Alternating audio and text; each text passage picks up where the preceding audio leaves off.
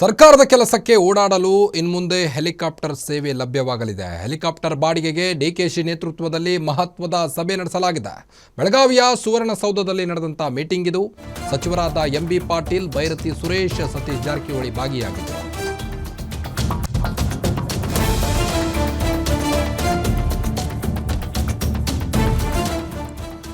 ಇನ್ಮುಂದೆ ಸರ್ಕಾರದ ಕೆಲಸಕ್ಕೆ ಓಡಾಡಲು ಹೆಲಿಕಾಪ್ಟರ್ ಸೇವೆ ಲಭ್ಯವಾಗಲಿದೆ ರಾಜ್ಯ ಸರ್ಕಾರದಿಂದ. ಯಾಕಂದರೆ ಹೆಲಿಕಾಪ್ಟರ್ ಬಾಡಿಗೆಗೆ ಡಿಕೆಶಿ ನೇತೃತ್ವದಲ್ಲಿ ಮಹತ್ವದ ಸಭೆ ನಡೆದಿದೆ. ಇವತ್ತು ಬೆಳಗಾವಿಯ ಸುವರ್ಣಸೌಧದಲ್ಲಿ ನಡೆದಂಥ ಮೀಟಿಂಗ್ ಇದು. ಈ ಒಂದು ಮೀಟಿಂಗ್ನಲ್ಲಿ ಕಾಂಗ್ರೆಸ್ನ ಹಲವು ನಾಯಕರು ಭಾಗಿಯಾಗಿದ್ದರು. ಸಚಿವರಾದ ಎಂಬಿ ಪಾಟೀಲ್ ಅವರಾಗಿರ್ಬೋದು, ಬೈರತಿ ಸುರೇಶ್, ಸತೀಶ್ ಜಾರಕಿಹೊಳಿ, ಕೆಜೆ ಜಾರ್ಜ್ ಈ ಒಂದು ಸಭೆಯಲ್ಲಿ ಭಾಗಿಯಾಗಿದ್ದರು. ವಿಮಾನ ಬಾಡಿಗೆ ಸಭೆಯ ಬಗ್ಗೆ ಡಿಸಿಎಂ ಡಿಕೆಶಿ ಮಾಹಿತಿಯನ್ನು ನೀಡಿದ್ದಾರೆ. ಸರ್ಕಾರದ ಕೆಲಸಕ್ಕೆ ಓಡಾಡಲು ನಮಗೆ ವಿಮಾನ, ಹೆಲಿಕಾಪ್ಟರ್ ಬೇಕು ಎಂದಿದ್ದಾರೆ. ಖರೀದಿ, ಟೆಂಡರ್ ಮತ್ತು ಬಾಡಿಗೆ ಪಡೆಯುವ ಕುರಿತು ಚರ್ಚೆ ಕೂಡ ನಡೆಸಿದ್ದೇವೆ ಎಂದಿದ್ದಾರೆ. HALಗೆ ಒಂದು ಹೆಲಿಕಾಪ್ಟರ್ ಕೊಡಿ ಎಂದು ಕೇಳಿದ್ದೇವೆ ಅಂತ. ಆದರೆ HALನಿಂದ ಪೂರೈಕೆ ವಿಳಂಬವಾಗಲಿದೆ ಎಂದಿದ್ದರು. ಇವತ್ತು ಸಬ್ ಕಮಿಟಿ ಸದಸ್ಯರು ಈ ಕುರಿತು ಚರ್ಚೆ ನಡೆಸಿದ್ದೇವೆ ಎಂದಿದ್ದಾರೆ. ಹಲವು ಸಲಹೆಗಳು ಬಂದಿದೆ ಎಂದು ಡಿಸಿಎಂ ಡಿಕೆ ಶಿವಕುಮಾರ್ ಈ ಒಂದು ಮೀಟಿಂಗ್ನಲ್ಲಿ ಡಿಸ್ಕಸ್ ಮಾಡಿದ್ದಾರೆ.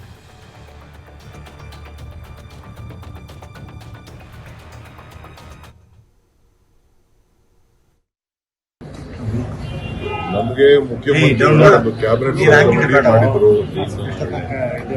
ನಾವು HAL ಹೆಲಿಕಾಪ್ಟರ್ ಬಗ್ಗೆ ಮಾತಾಡ್ತಾ ಇದ್ದೇವೆ. HAL ಅವ್ರು ಕೇಳಿದ್ರು, ನೀವು ಒಂದು ಹೆಲಿಕಾಪ್ಟರ್ ಕೊಡಿ ಅಂತ ನಾವು ರಿಕ್ವೆಸ್ಟ್ ಮಾಡಿದ್ರು.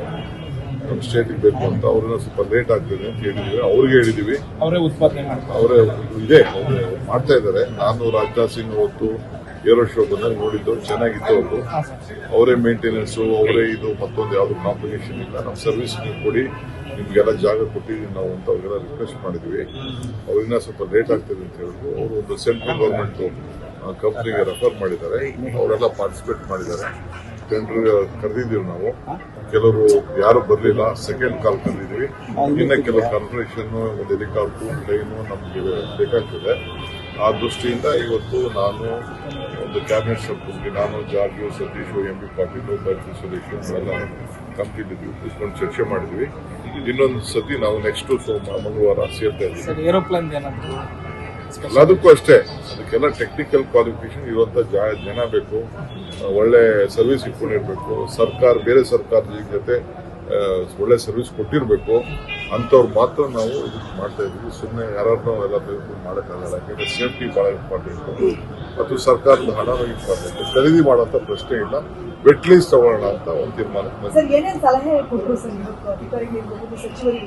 ಕೊಟ್ಟಿದ್ದಾರೆ. ಅವರೆಲ್ಲ ಎಕ್ಸ್ಪೀರಿಯನ್ಸ್ಗಳೆಲ್ಲ ಹೇಳಿದ್ದಾರೆ ಅವರೆಲ್ಲ. ಅದಕ್ಕೆ ನಾನು ಖರೀದಿ ಮಾಡೋದು ಬೇಡ ಅನ್ನೋದು ಒಂದು ತೀರ್ಮಾನಕ್ಕೆ ಬಂದಿದ್ದೀವಿ. ಬಾಡಿಗೆ